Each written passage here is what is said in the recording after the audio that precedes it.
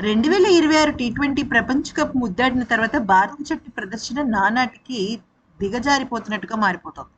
ఐర్లాండ్తో జరిగిన మ్యాచ్లు, ఇంగ్లాండ్తో జరిగిన మొదటి 3 మ్యాచ్లు ఇలా వరుసగా 5 పోరాటాల్లో కనీసం ఒక్క విజయం కూడా నమోదు చేయలేక చతికిలబడి. అయితే ఇక భారత క్రికెట్ చరిత్రలోనే ఐర్లాండ్తో 2 మ్యాచ్లు ఓడిపోయి సిరీస్ కోల్పోవడం నిజంగా భారత జట్టుకి ఊహించని పెద్ద షాక్. ఈ ఘోర వైఫల్యం పైన బీసీసీఐ ఆగ్రహం వ్యక్తం చేస్తోంది. ప్రస్తుతం టీ20 కెప్టెన్ శ్రేయస్ అయ్యర్, ప్రధాన కోచ్ గౌతమ్ గంభీర్ల వ్యూహాలపై బోర్డు తీవ్ర అసంతృప్తితో ఉన్నట్టు తెలుస్తోంది. అందుకనే అర్ధరాత్రి బీసీసీఐ అత్యవసర సమావేశం, గంభీర్ అయ్యర్ల పైన ప్రశ్నల వర్షం ఇది కురిపిస్తోంది.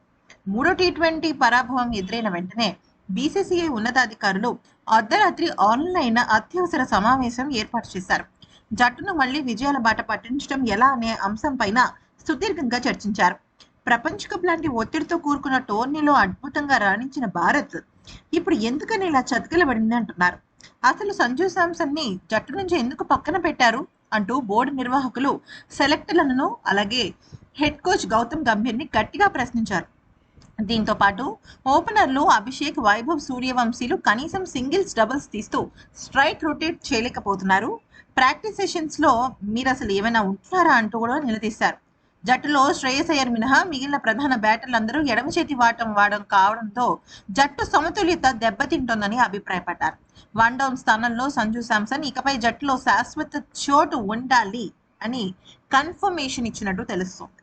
సంజు శాంసన్ ఇకపైన టీ20 తుది జట్టులో అంటే ప్లేయింగ్ 11 లో నిరంతరం అవకాశం ఇవ్వాలని బోర్డు నిర్ణయించింది. మూడో స్థానం నుంచి ఇషాన్ను తప్పించి ఆ స్థానంలో సంజు శాంసన్ బరిలోకి దిగాలి అన్న అత్యవసర మీటింగ్ కి సంబంధించిన హైలైట్ పాయింట్ ని మరొకసారి కన్ఫర్మ్ చేసింది.